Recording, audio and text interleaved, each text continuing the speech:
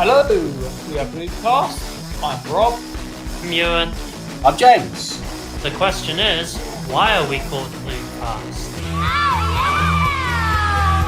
So today, on the old Bloobcast, we are talking about Scott Pilgrim. It is the graphic novel series written by Bryan Lee O'Malley. It's also a film directed by Edgar Wright. And it's a video game made by Ubisoft. And a YouTube short film as well. Yes. Yes, of course. And also an animated short on YouTube, which is really good. And I wish they made a Netflix series out of because it's so brilliant. But yes, so that's what we'll be talking about today. Scott Pilgrim, so it follows, all of these books and the movie and the video game. They all follow the life of Scott Pilgrim, who's a Canadian 23-year-old loser who lives in a one-room apartment with his gay friend Wallace. Lives in a band called Sex Bomb. Meets the mysterious literal girl of his dreams, Ramona Flowers. But if Scott wants to get with Ramona, he has to defeat her 7 evil exes, led by the mysterious Gideon Graves. Yeah. That's my synopsis. But it's also stylized in the way of like old video game references and perfect sort of like symbols of 90s culture. It's basically the most nostalgic, probably it's the most nostalgic graphic novel you'll ever read, probably. It's the most millennial thing I can think of. Oh yeah, like all of the characters are in their 20s at the turn of the millennium. The nostalgia thing as well is funny because I think that's one of the themes of Scott Pilgrim is accepting the past, but not like fetishizing it, if that makes sense. Yeah, like over romanticizing it basically, and obsessing over it, I guess. Oh my god, there's a lot of stuff going on in this series. Can we just put a spoiler warning here quickly, actually, because I'm going to spoil a brilliant joke in the graphic novels. I think we have to spoil it for this one. I imagine that people might not have read the books but seen the movie. Yeah, exactly. Yeah, I think because it's more mainstream the movie, whereas the graphic novels are a bit more on the alternative scene. The movie was a box office bomb when it first came out. Yeah, everyone loves Scott Pilgrim. I went to see it in cinemas. Although I did read the graphic novels first. I didn't see it in the cinema, but I did read the books first. Nice. And I saw it on TV, I think. Which is interesting because I saw the films, then read the books a couple of years later. Actually, maybe we should jump in with that. So, I hadn't actually read any graphic novels prior to this. So, I had no knowledge of, graphic novelists like Alan Moore or Neil Gaiman or anything like that. And I went to Waterstones one day and I saw these kind of graphic novels on the side, thinking, I need to read more comics and stuff like that, so why not? So I purchased the first Scott Pilgrim graphic novel. The bookseller gave it to me and stuff like that. I read it in a day and came back the next day. And then I bought the second one. And then I came the next day again and I bought the third and fourth one. And it kept going until I bought the sixth one. And he said, will I be expecting you tomorrow? And I was on my sixth book and I was like, nah, this is the last one. Sorry.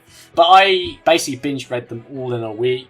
And it was around about the same time that the films were coming out. So I think it wasn't so much that I discovered it through the films, but because the films were coming out, they were more on the front of bookshelves and stuff like that. So I just basically discovered it in Waterstones through the promotion and basically fell in love with it. And it's to this very day, it's one of my most favourite graphic novels I've ever discovered. So yeah, I'm the first of you two, as in I saw the film first. Yeah. So I first heard about Scott Pilgrim when I was about 14, 15. To preface this, throughout secondary school and for a couple of years afterwards, I used to read Empire magazine religiously. That's where I got all my sources on what the film's coming out. And like I said, I was about 14, 15, and I remember there's a brief article in Empire that just said the film was being made by Edgar Wright and what the basic premise of the books were. And I think it's definitely something that intrigued me, and I kind of vaguely followed it whenever Empire spoke about it. I think I remember what picked me up, I need to see this on Empire on the cover just before it came out, and I was like, okay, I'm seeing this film. But I think I was on holiday when it came out. But as soon as I got back, I got in touch with a friend, and we arranged to see the film that weekend. I remember seeing the film and absolutely loving it, but I don't think it had much to do with Scott Pilgrim after that, other than me and my siblings had the game on the PS3, which we'll get back to later. So I didn't get round to reading books until, because my first year at uni, my university was really close to a Waterstones, there was Waterstones right round the corner. Yeah. So I had some time still before a lecture, so I was just browsing the graphic novel section. I saw that the first volume of Scott Pilgrim. I thought, I'll check this out, I'll buy it. And I read it, and I got really into it. And much like you, James, I made subsequent visits to get the other books. Because I think I bought 2 and 3 at the same time. Yeah. And then after I read 3, I just went back and bought 4, 5, and 6 all at once. And I think, again, I had time to go a lot of time to go before a lecture. Yeah. So I just sat there, I think, in one of the study areas, just reading the volumes 4, 5, and 6 back to back. Oh, lovely. Not even a year later, I was going to Florida for a family holiday. Oh. And you know what? I'm going to take Scott Pilgrim with me to read again. And while I was over there for 3 weeks, I read the entire series twice while I was there because I got so into it. And that was the one moment where I think a really quick clicked me. Yeah, I love these comics. This rules. And shortly after I got back, I finally bought the film on DVD. And while I do prefer the books because they go into more details, I still really enjoyed the film. Yeah. And revisiting the books for this has been I think it's been my 7th or 8th time I've read the books, and it was just delightful to be able to revisit it. I'm a lot like Scott Pilgrim in the sense that I have such a haze of what high school was like that I struggle to remember when I first read Scott Pilgrim. But I must have been 15, 16, I guess. So it was before. I know it was before uni. I think a friend of mine lent them to me. I think he lent me the first 3, but then I think I bought them anyway, eventually, because like you guys, I just got hooked on them. I know that I bought the last 3 together, and I know where I bought them because I found the receipt in one of the books. Brilliant. It literally, it's the most faded thing in the universe, but I got them the Edinburgh International Book Festival. I want to say it was 2014, 2013. So yeah, when I was about 17, 18. But yeah, it was really weird coming back to them and rereading them because it reminded me how obsessed I was with these books. And I never saw the movie until way later, at least until uni, I think. Oh, wow. So I spent, I think the movie was already out, when I read the books. I just never once thought to watch it, or I just didn't care that much. I read the books, I reread them. My Scott Pilgrim Volume 4 is just completely dogged. It's got all these marks on it. It's crazy. Yeah, I think it just we kind of talked about it before we started recording, but basically we're a weird generation. We're kind of stuck between the millennial and the Zoomer generation. We're kind of in the middle, and so I think Scott Pilgrim was kind of cool because I kind of grew up seeing a lot of the stuff that Scott Pilgrim kind of references and it kind of looks into. So it just felt very relatable on that level, I guess. And it, everything from just playing Super Mario and Legend of Zelda. And of course, my big thing was that I hung out. I was basically young Neil. So young Neil's a character in the show. He kind of just hangs out with everyone, and he's kind of just there at when all the guys in the bands are doing their gigs. Yes, because you used to show up to my first band. Oh, I think there's a photo of him. He was got a photo of him. He's the one person at the front watching us play. Oh, bless you. It's one of my worst photos of all time. I hate that photo. That's really sweet, though. That is really sweet. Looking back, it's really sweet. The lead guitarist in that photo looks great. Yeah, no, it was kind of amazing, realizing how similar I was to a lot of these characters, and I think that was one of the big reasons why I became so obsessed with it. I became very obsessed with the whole world of it, all the characters and everything, and now reading it again, I've just realized I kind of relate to it even more.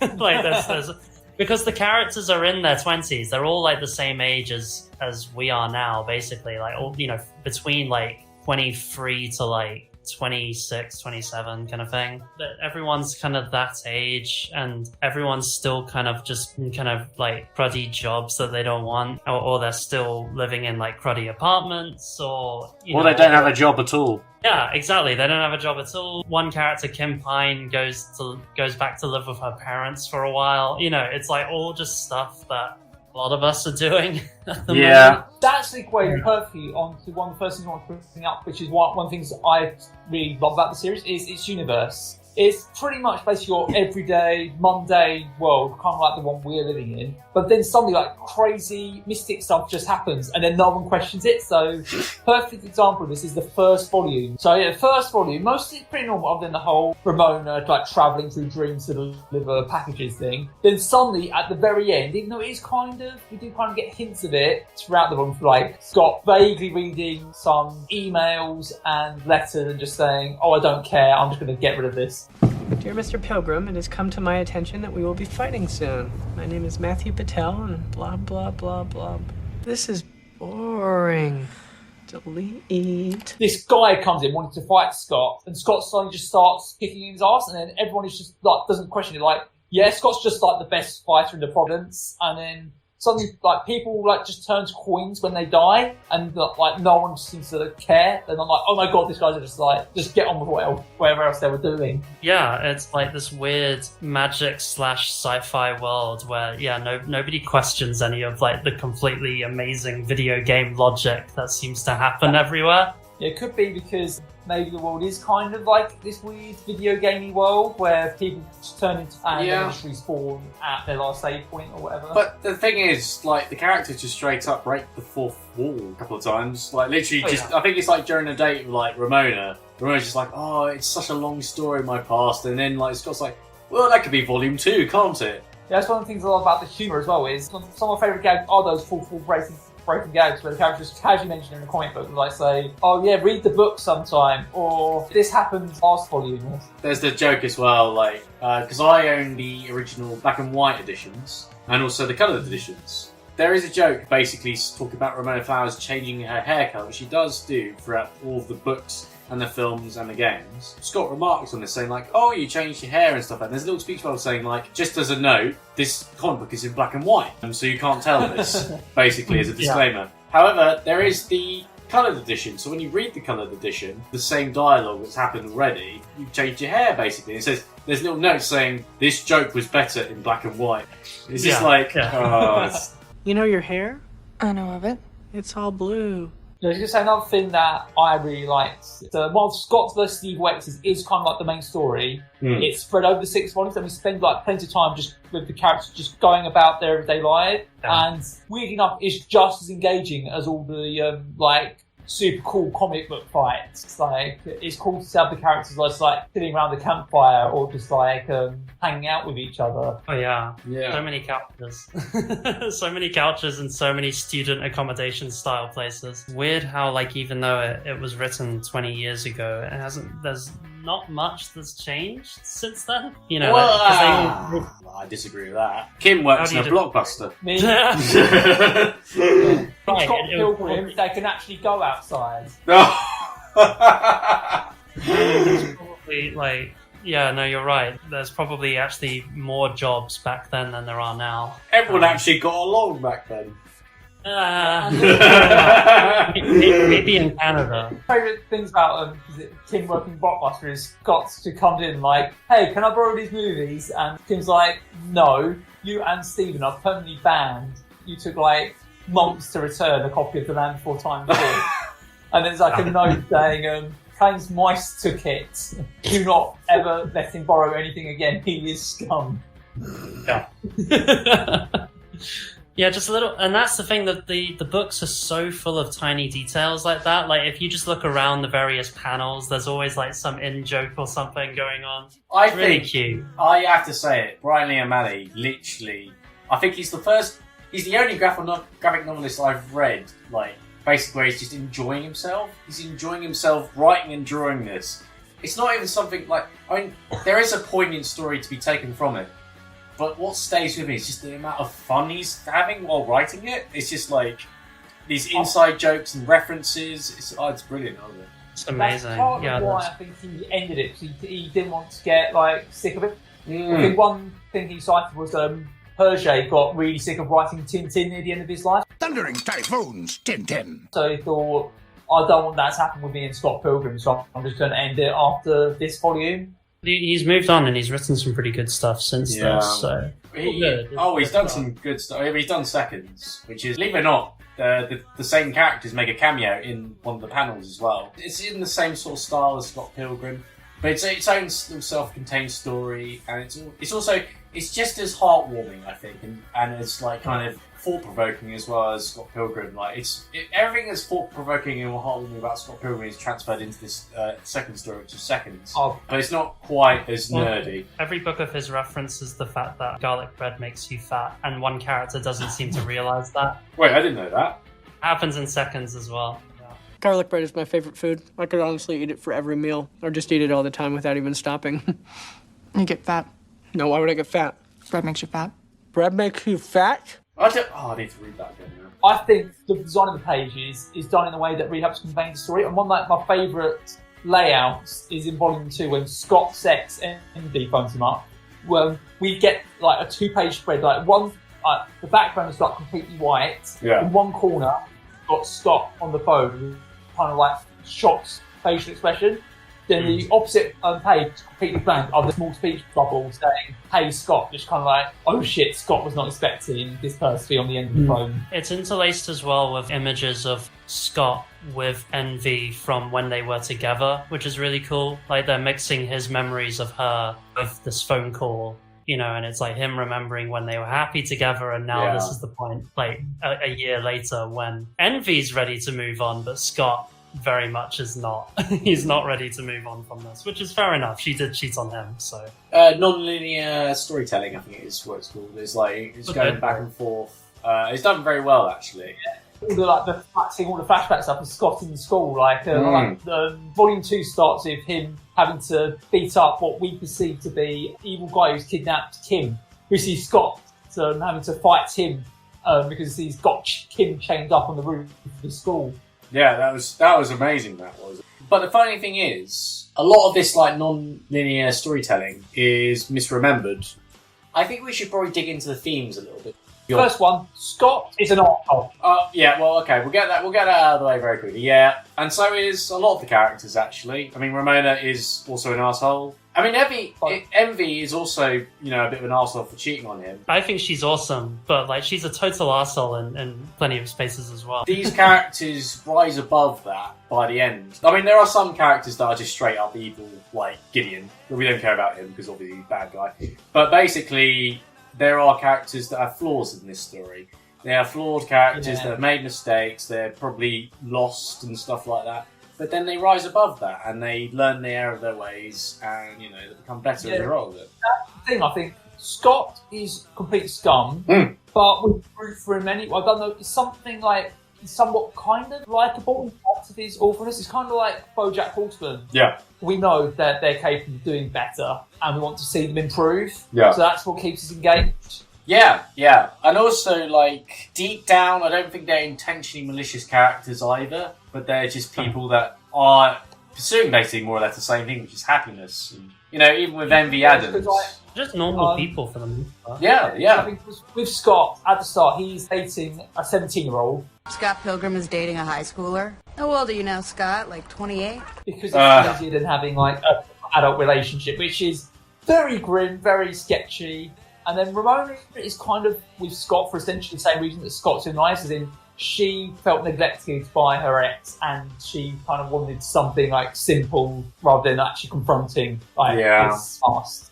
I know we all hate Gideon, so Gideon's like Ramona's most evil ex who leads all the other evil exes against Scott. There is one moment with Gideon that I feel is really strong, and it he is totally manipulative and he's horrible. Like he's obsessive. That's why he does all this, is because he wants Ramona back because he basically wants to own her. Yeah, he's frozen all his ex-girlfriends in cryo. Yeah, that's unforgivable. That's just a way to really highlight how controlling he is. But there is the one moment that's so brilliantly done. So basically, at one point in the story, Ramona leaves Scott, and it's like a horrible moment for him because she basically runs away, as you guys were saying. She runs away from her problems. She doesn't face them head on. She leaves Scott, and it's this really sad scene of her basically, because the world's all video game logic. She basically vanishes right in front of him. And one thing that I really liked was that she did the exact same thing to Gideon. I don't know. I did feel a little sorry for Gideon because he felt the exact same thing that Scott felt. Like, obviously, for very different reasons, Ramona left Gideon because she'd written a letter explaining, "Oh, Gideon, it's over." But then she took that with her. She didn't leave it to Gideon. So for him, he never got any closure with her. So ultimately, it's ridiculous. Like, this whole story of like evil exes and fighting Scott and all of this nuts, crazy video game logic. But ultimately, Gideon, like everyone else, he just wants closure and he just wants to know why Ramona left him. That goes back to MV Adams as well with Scott, and it literally is just a matter of...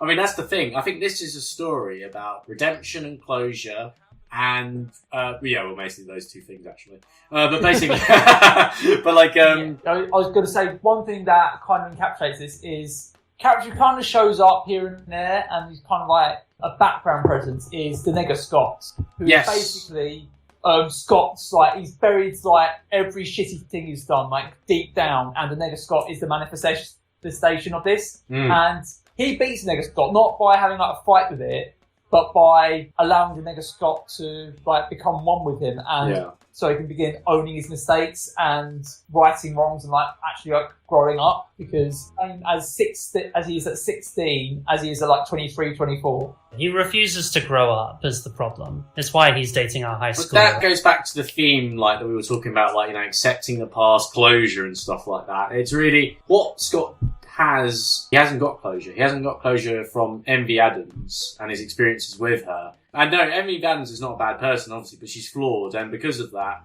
he becomes flawed as well. But then he also hurts other people like Knives. And then they become vengeful. It's like this infectious pattern between characters. And same with Ramona Flowers, with the evil league of boyfriends and stuff like that. All these characters hurt each other, but it's only by the end that they all kind of fix themselves and give each other closure and stuff like that. That peace is kind of established. And they grow and redeem themselves because of that. And that's what I think is really beautiful about the story. Let's talk about my favourite character and everyone's favourite character, which is, of course, Wallace Wells. If we haven't talked about Wallace yet. This is my cool gay roommate, Wallace Wells. Hi. He's gay.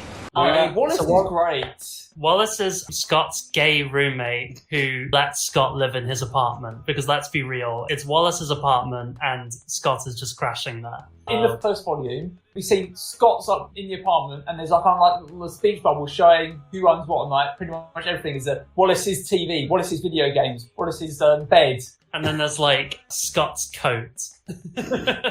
That'll be it. He's like, Scott, you're my bitch forever. And then next to Scott's coat is Wallace's coat, and in brackets says better.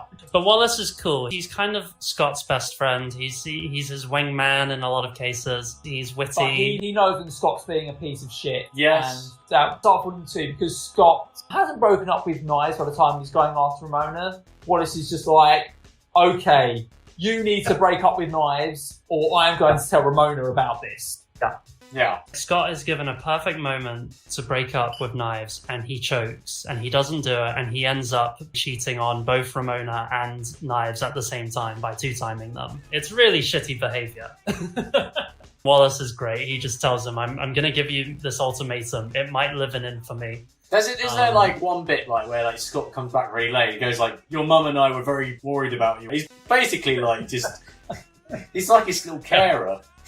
But he's the funniest thing in Volume 1 when they're listening to the band for the first time, and he's just shouting at the band Crash and the Boys while they're performing their set. My name is Crash. These are the boys. Is that girl a boy too?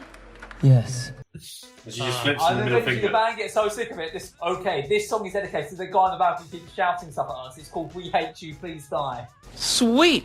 Love this one. He's like in the book. I think he says, "Ooh, a song for me." And I love that. Then he steals Scott's little sister's boyfriend that she brought along with her, and she's like, "What the fuck, Wallace? What are you doing?" Yeah, poor Stacy. She brings Jimmy along, and Jimmy is very clearly a closeted homosexual. Like immediately, Wallace is just like hitting on him. It's amazing. I love the line when he says, Hey, Jimmy. Do they rock or suck? They have not started playing yet. That was a test, Jimmy. 1, 2. You passed. My favourite character is probably Kim, who's the drummer of Scott's band, and she's known Scott since school, and she actually dated Scott in school. Yeah. What I love about Kim is she is 100% aware that Scott is dumb. Scott, if your life had a face, I would punch it. Yeah. Wait, what? Like, she restricts him constantly. She disapproves of, like, him both dating a high schooler and then instantly, like, going out with Ramona. Where's Knives? Not coming in tonight? No, we broke up. Hey, check it out. I learned the bass line from Final Fantasy II.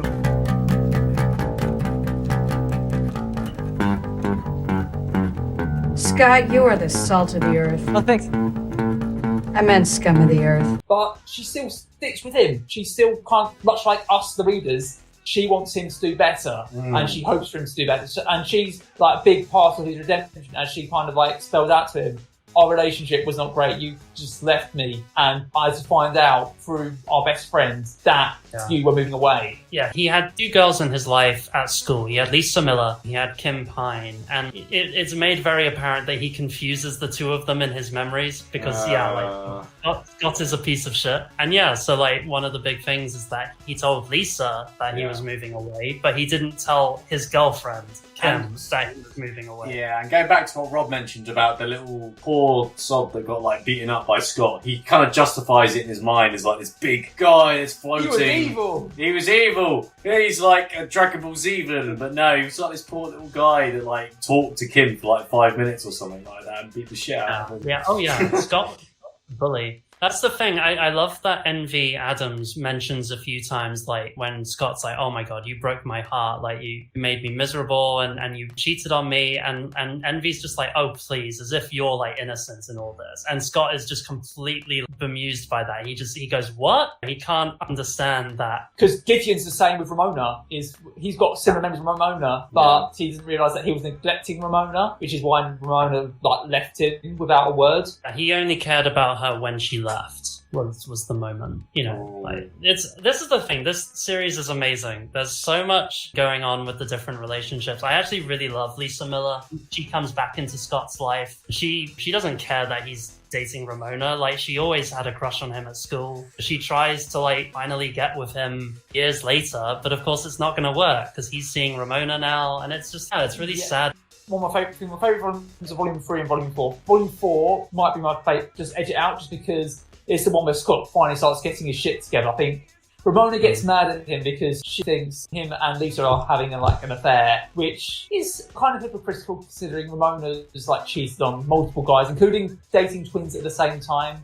But so Scott has to go and live with Lisa for a bit because he has nowhere else to go. And I think at one point Lisa's like, maybe we should have a thing. And then we kind of like flash forward and find out from Lisa, no, we didn't do anything. You just started sobbing and talking about how much you love Ramona. And at that point, Lisa's just like, shit, you really love her. Just go to her. And she's like kind of like putting her feelings aside for him. Well, she's matured. Like, this is the thing. A lot of these characters have matured a lot further than Scott has. And so they're the ones who are kind of guiding him towards adulthood, I guess. Even Knives in the last volume, she's like, yes, Scott, you're really shitty to me, so I'm kind of done with you. Can we just talk about like how badly treated by everyone Knives is? In fact, let's just quickly go back. I mean, you're all saying like, Envy's flawed. I mean, she basically got her friend to slap Knives. That's this is what I mean. Like, Envy is a total asshole. But poor Knives. Like Knives is like just innocent. She's just kind of she's unfamiliar with the world that she's basically around with these guys. She's a teenager in a world of like people in their mid-20s. Exactly, Obviously, she's not mature enough to cope with that, which is why she reacts like she does when Scott leaves her, because she's not emotionally mature enough to cope with that. So she blames Ramona for everything. She knows that Scott cheated on her, but she blames Ramona for it, so she goes after Ramona. She's like, oh, Scott's this sweet little angel, it's Ramona's fault. Exactly, yeah. And even like with like Envy Adams, it's kind of like deifying your idols in a way, you think, oh my god, they can do no wrong, and then when you meet them, they break your heart. And that's obviously what happened with Envy as well. It's only like by the fifth graphic novel that Knives does figure herself out. She becomes independent and stuff like that. I think she goes to university as well. Yeah, at the end, she's leaving. Which goes to that Everyone's leaving. Yeah, but there's also that very awkward moment where Scott's like, we should have casual sex. And it's like, no. Oh, that's because it was awkward for everyone. Yeah, because at the start of Volume 6, Scott's like super depressed about Ramona, and Wallace is just like, dude, you are just boring me. Go out and sleep with someone. Scott's like, oh, okay. So then, that's what he says after. He says it's like, Wallace gave you confusing advice. Forget I said anything. Knives offers like they can make out, and they it's try horrible for everyone. Like horrible. And then there's a little caption saying it was horrible in brackets, even for you. Yeah. Yes, it was.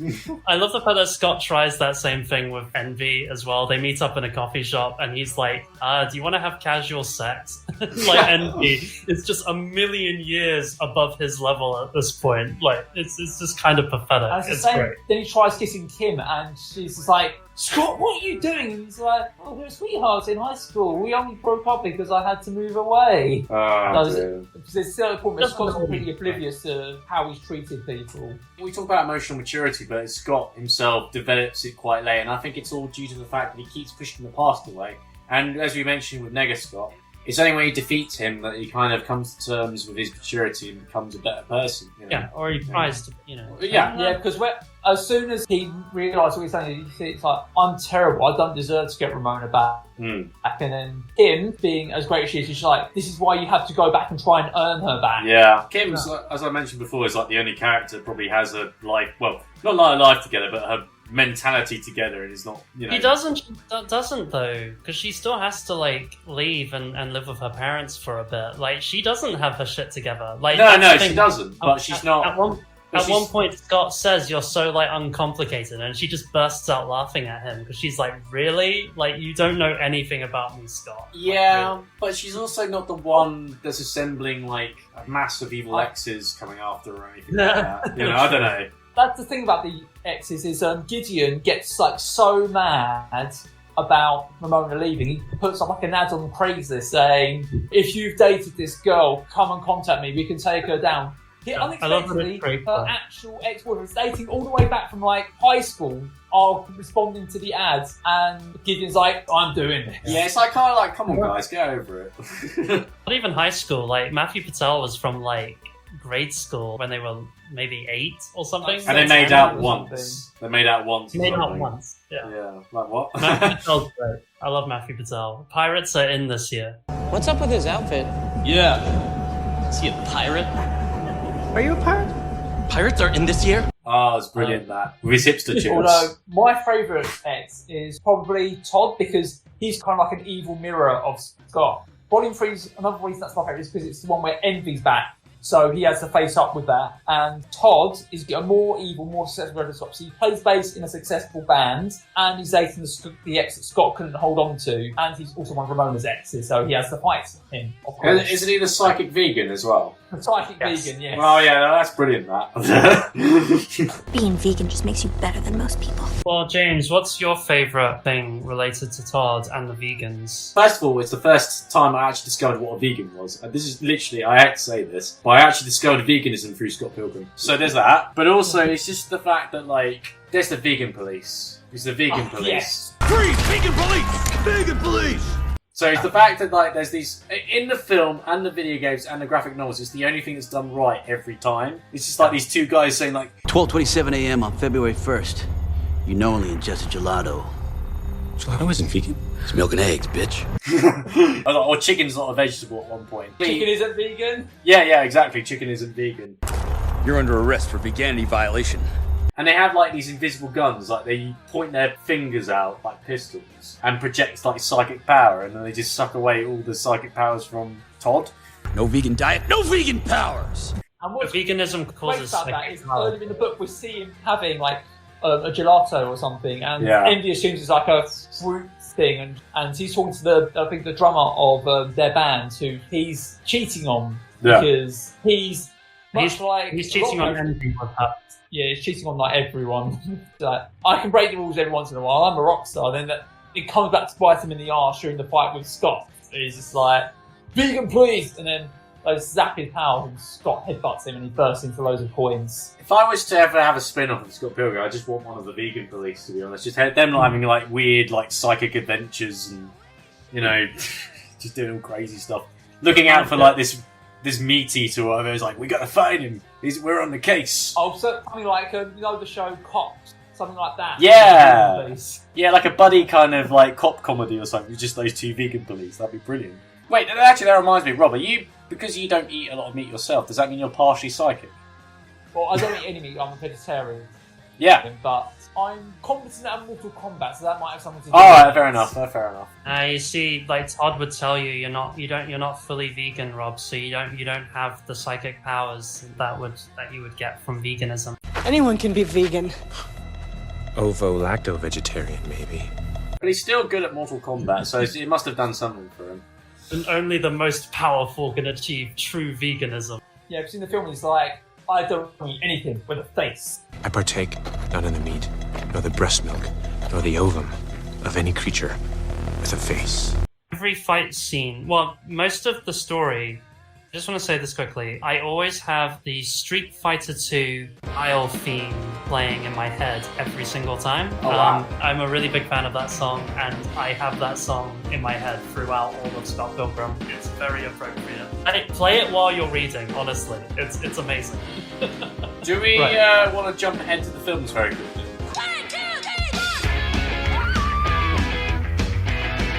Scott Pilgrim versus the world. Maybe next time we don't date the girl with 11 evil ex-boyfriends. 7. Oh, that's not that bad. First thing I want to say about the film, most of the movie is spot on. They got the look of got the style right. Yeah. The sound design is spot on. Most of the casting is good, and the editing is really good. So editing is probably like the best thing about the film. But on the other hand, we've got Michael Cera. I like Michael Cera. He's great in Superbad and Arrested Development, but he's just not Scott Pilgrim. He feels way too socially awkward, so he's not believable as an arsehole. And that ends up downplaying both like Scott's awful behaviour and like his redemption at the end. You don't feel like he's really kind of like learned anything. So it's all rushed because in the books everything's like spaced out between like the 6 books. Of course, obviously condensed into like a 2-hour film. Everything happens in like really quick succession. And so it's like we don't get to see Scott's growth. No, that's the thing. I mean, there's 6 graphic novels. You could probably make the whole thing into 6 movies if you wanted to and pace it out. But they kind of or a Netflix series. Yes, I was going to make. Well, to be honest, I think the whole thing would work brilliantly as a Netflix animated series, but it could still probably work as a live action thing, and it did with the Scott Pilgrim movie, but it just wasn't spaced apart. It was all kind of slam dunk together. And also, I believe the film came out before the 6th graphic novel came out, so we didn't actually know the ending, so that's why the ending's quite different. I think they started writing the script like right after the first book came out. I think Brian Lee O'Malley did collaborate, so there's like kind of like... He would have given him like an idea of... From him, he borrowed lines from them. Yeah. You really get the sense of like the first 3 books are like adapted almost perfectly, like just everything about it, and then the next 3 books it kind of starts to, they needed to like shove it all together in like the last kind of 10 minutes, which is a shame. Opening stuff is amazing. Because like right after Scott fights Todd, he goes to, like an after party, and suddenly like the next sex, Roxy is there, and it's got that weird bit where Scott kills her by touching her back on the knee, which causes her to orgasm to death, which is a bit weird. That was Envy's thing. I'm upset that Roxy stole Envy's. And it works differently because it didn't make Envy orgasm so hard she died. No, that was weird. But like, yeah, it's very strange that. Can we quickly... But there are some things that are in the film that are probably quite good, and I kind of wish that are actually in the graphic novel. Namely, the moment when Scott meets Ramona for the first time outside of the dream. So in the dream, Ramona's just like, oh, you're just dreaming, you're having a nightmare, wake up, etc. And then they meet at the party, and he's like, am I dreaming? Is this real? But in the film, they had a new bit of dialogue that wasn't in the graphic novels about Pac-Man. Hey, you know Pac-Man? I know of him. Well, Pac-Man was originally called Puck-Man. They changed it because, not because Pac-Man looks like a hockey puck.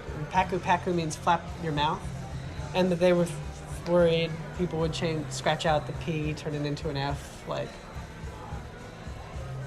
Am I dreaming? I'll leave you alone forever now. Thanks. And then when he delivers the parcels, he's like, You don't remember me, do you? We met at the party the other day. Were you the Pac-Man guy? No, not even. That was some total ass. I was the other guy. To be fair, in the movie, that was done better. I like that. That was a good moment. But they said basically the dialogue was like they couldn't call Pac-Man. They always called him Puck-Man, but they couldn't call him that because it rhymed with something else. Yeah. The I'm lesbians with you moment. That wasn't in the graphic novel. And I know you have reasons for not wanting to talk about your past, and I want you to know I don't care about any of that stuff. Because I'm in lesbians with you. What? Scott has a lesbian fetish. I'm gonna just say that straight up. He totally does. Step up your game, Scott. Break out the L word. Lesbian? The other L word. Lesbians? It's love, Scott. I wasn't trying to trick you. So at one point, it turns out that one of Ramona's exes is the girl Roxy, and he describes it as her sexy phase when she says, "Yeah, I had a phase." But there's also the detail I noticed, which was he has a poster of like two girls making out like above their bed.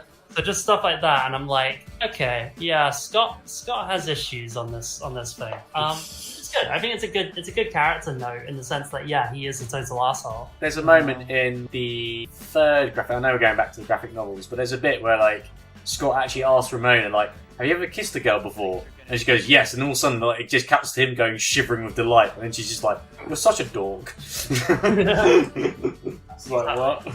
Yeah, so it's foreshadowing rather than in the film. It's just suddenly just thrown straight in. Although we do kind of see Roxy beforehand, but we don't know who she is. She's just like some weird ninja who's stalking Scott. It's wild. Did you say that the actor Roxy was a voice actor for Katara in Avatar? Yes, Yeah. she was Mae Whitman. And funny enough, she was also in Arrested Development with Michael Cera. She played this character. I forget her character's name because practically every time Michael Cera's family sees her, they're just like, "Oh, her?" I kind of want to buy her a diamond. Her? I do like the movie. I do think it's not as good as the graphic novels. I enjoy it. I mean...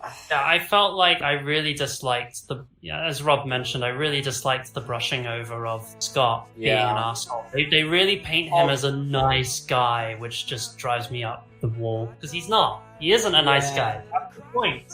Because that's the thing I don't like with the Nega Scott at the end. The Nega Scott... Oh, it's terrible. He just shows up. Scott has a conversation with him, and he's like, "Oh yeah, we're going for brunch next week. He's a nice guy. We've got a lot in common." No. It's just like no. However, it could have been so much worse because the original ending of the film, which they actually filmed, you can find it on like the deleted scenes on like the DVD Blu-ray. So in the original ending, Ramona just leaves, and then Scott ends up with knives, which is super like 17. And you can kind of see hints of that in the finished film because the final battle isn't Scott and Ramona teaming up to fight Gideon, it's Scott and Knives. And then when they beat Gideon, Ramona's like, "Oh yeah, you two make a great pair." No. It's like, there's a really cool moment in the books, and it happens in the film, when Knives bleaches and dyes her hair. But in the book, even in like the black and white version, you could tell it was like red, right? Like, and that's the look she has in the color version of the book. Knives has a really cool moment when she dyes her hair red, and it's kind of like she's trying to change herself a little bit. You know, she's make herself cool and mature, and she's seen Ramona, who dyes her hair, and has thought, "Oh yeah, clearly if I dye my hair, then that shows that I'm just as like cool and hipster as this girl that Scott's now seeing." Yeah, but the problem is that in the film, she dyes her hair blue in that, and it's the same color as Ramona's. I didn't like that because I felt like that made it too obvious that she was aping off of Ramona's style, but it also didn't give Knives her own kind of personality, if that makes sense. I don't know. It just bugged me. It was The thing with Knives is Scott breaks up with her, she finds out about Ramona, and then we barely see her till like the end of the film when she shows up for the final battle. And that's nothing. So Scott at the end, he admits to cheating on like Ramona and Knives.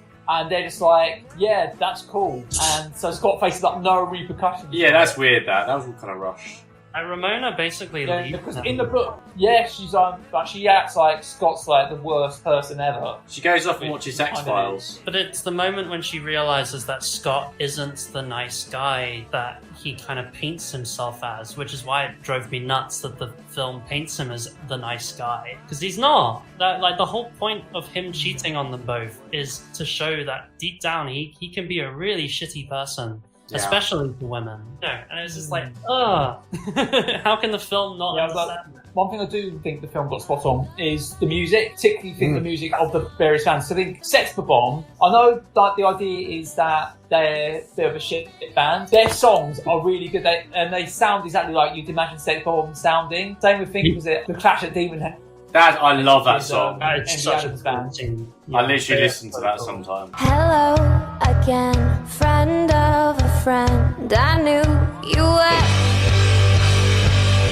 Like, literally unironically, I do listen to the soundtrack. The song, the Sex Bomb play in the Kutaragi twins was it Threshold. Yeah. It's such a good song. Yeah. I'm hearing voices and noises, the tremble of calm, the feminine abyss, reaching my threshold, staring at the truth till I'm blind. I really liked the electro music with Kyle and Ken.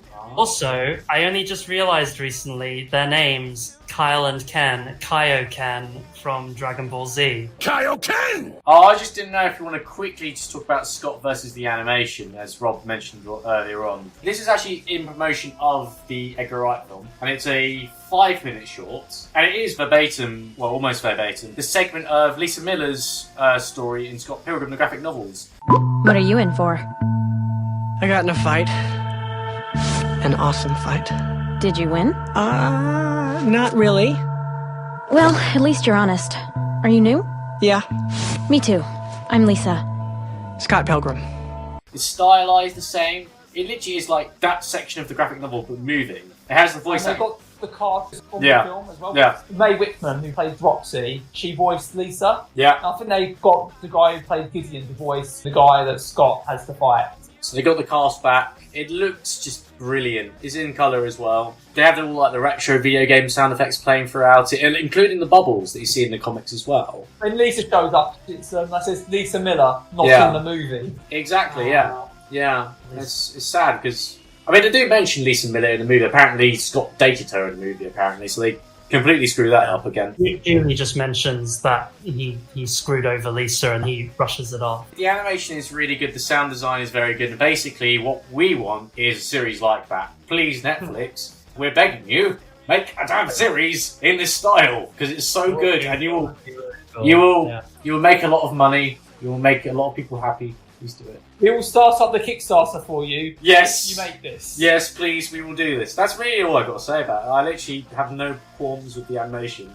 It was almost like a perfect adaptation of the graphic novel, and the animators, whoever made it, they should be very proud of themselves. If we had a band, we would be cool, even if we suck.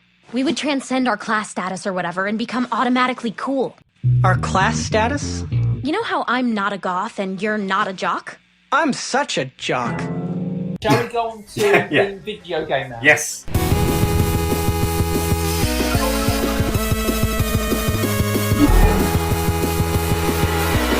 So, the soundtrack, I still listen to it this very day. I haven't finished the game myself. I don't think any of us have actually finished the game. I don't think anyone has finished. No, I tried to finish it because very recently we timed this podcast super well, as in, I think a couple months ago, the video game finally was re-released for modern consoles. For years, it's been like unavailable due to like all kinds of like licensing issues. I got it on the Switch because portable and on that weekend. I thought I could beat this game for the podcast. However, I am terrible at the game. Even playing on like the easiest difficulty, I got to like level 5 and just it got so ridiculous. Like, I mean, the game is really fun, but I'm just terrible at it. You know, there's different endings for it as well, Rob. I know. There's different endings for different characters. Like, so you have to complete it 4 times. You have to complete it 4 times. It's like an old Battletoads style beat 'em up game, like SNES game, which is perfect. I think perfect for what they were going for. Yeah, no, I remember it being hard. Like, I remember playing it at a friend's house years ago, and it was tough, but it was really cool. Like, visually, it looked great, and it looked so much like it was made to tie in with the film, but it's closer to the books because everything looks like the books, and you'll see characters from the books in the background just standing there having a round chatting, and that is so cool if you've read the books because you're like, oh, I know you, that's Lisa, just standing in the background. Oh, Joseph, who produced the Sex Bomb album. That's great. I just love. I've seen them all. I love the soundtrack though. I remember when the trailer. Yeah, the soundtrack's so cool. Particularly the third level, which again, finally, it's the level you fight Todd. It's got this really, really cool song that plays in the background, and whenever I play the level, I just feel so hyped up by that song. Even like the first level you play through, which has the song "Another Winter." I had the iTunes when it was the thing, like the iTunes song, and I was listening to it when I went to work. So while I was walking to work and stuff like that, I had this little chiptune track playing, and I just loved it. It was so upbeat, you ready to kickstart the day, sort of thing, and that's nice. That's one of the things I think it was written by like an actual band who specialise in like chiptune songs. Yeah, but so they do actually sound like actual songs rather than like your typical video game music. Yeah. And when the trailer first came out and I heard the music again, I was just literally like, oh my god. It was brilliant. Very emotional time. I've actually ordered the special edition, I actually haven't played it yet, so I'm waiting for it to arrive. It's got t-shirts and stuff included, and the record player of the soundtrack. So. See, I'm a peasant with just the digital version on the Switch. To be honest, I've got it downloaded, so if, God forbid, it gets yanked away again, I am safe. I think on Twitter, Bryan O'Malley said something like, he was obviously joking, he said something like, okay, Disney have got rid of the game, so I'm going to come round to all your houses to personally get rid of the game from your consoles. Nice. I mean, it's good you've done that, probably, because you got to play it before the podcast, so I'm still waiting for it to arrive. It's coming all the way from America. So I guess we can say our favourites of the Evil X's. Yes. I think I'll go first. My favourite Evil X, I think, is Lucas Lee. He's like this big Hollywood actor at this point by the time that we meet him, and he does not... I think he actually does have his shit together for the most part in the book. He just doesn't care that much about like the whole League of Evil X's thing that Gideon's doing. So like when he does like beat up Scott, it's just kind of like, yeah, you know, like they want me to do it, so why not? But like he just doesn't care. I think at one point he's like, why don't you give me all your money and I'll just go to Gideon and tell him I killed you. Yeah, exactly. He's just like, yeah, I don't care, whatever. Like let's take 5 and have coffee and just chat. And then, of course, you know, it's only when Scott challenges him, because he used to be a skater, so it's only when he challenges him to a skateboarding challenge that he's able to trick him into accidentally killing himself by going too fast to live, as they say. Yeah, what was your favourite one? I already mentioned this, but it is Todd, because I'm a sucker for when characters apply like evil versions of themselves. Like for years, Venom was my favourite Spider-Man villain because he's basically the evil mirror image of Spider-Man. So Todd Ingram is the Venom to Scott Spider-Man, as it were. So that's why I like Todd. And James? I was going to say Todd, but I will also say I do like the twins. Stylistically, I will say in the films that I do like the whole kind of dragons that appear out their guitars and stuff like that. I think that's really cool. But in the original graphic novels and stuff like that, they build robots. They crash a party, but also there's that one moment when they kidnap Kim Pine, and Kim actually lies. She basically has a low battery phone. She's probably like still drunk actually at this point because they're But she was saying like, "Oh, Ramona's looking forward to see you again, Scott," and stuff like that. And then they actually turn around and realise at this one moment, like, impossible. Ramona can change herself, and you realise deep down that I guess they're still lost themselves, aren't they? There's a kind of deep down heartbreak. Yeah, they're all working on the assumption that Ramona is still like the piece of shit who cheated on them, basically. And you know, she is changing herself and trying to get better. Well, one thing you reminded me of, though, is that Bryan Lee O'Malley, so he's Korean-Canadian.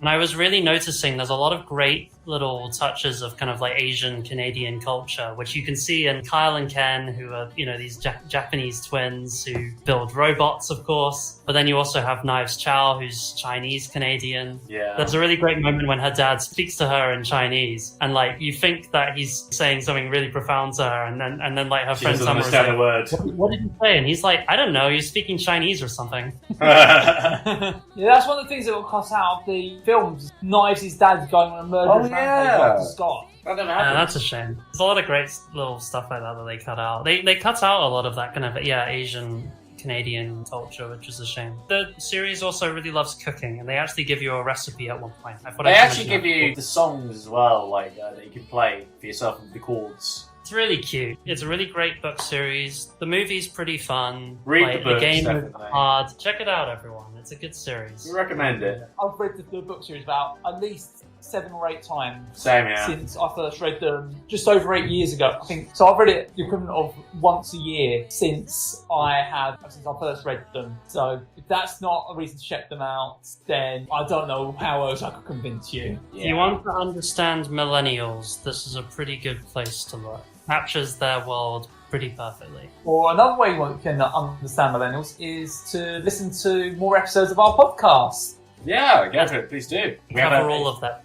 You can follow us on all our social media channels on Facebook, Twitter and Instagram. We are at BloobcastPod, and we also have an email address which is bloobcast@outlook.com. If you have any feedback you want to give us or a rating and review, please send us an email, and you never know, we might decide to give you a shout out on the podcast, which would be nice. Yeah, so we're on YouTube, we're on Apple Podcasts, and we're on Spotify and SoundCloud. Yep. If you are listening on Apple Podcasts, or even if you have an Apple account, please go to our Apple Podcast page and leave us a rating and review. That helps us out a lot, and it's good to know that people are enjoying what we're doing. So thank you everyone for listening. We've had a lot of fun to talk about. We love Scott Pilgrim, and we've had a good time reading it.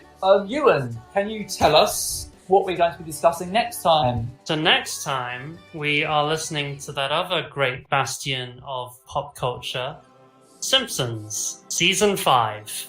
You've chosen Season 5 because it's the best one. And why not?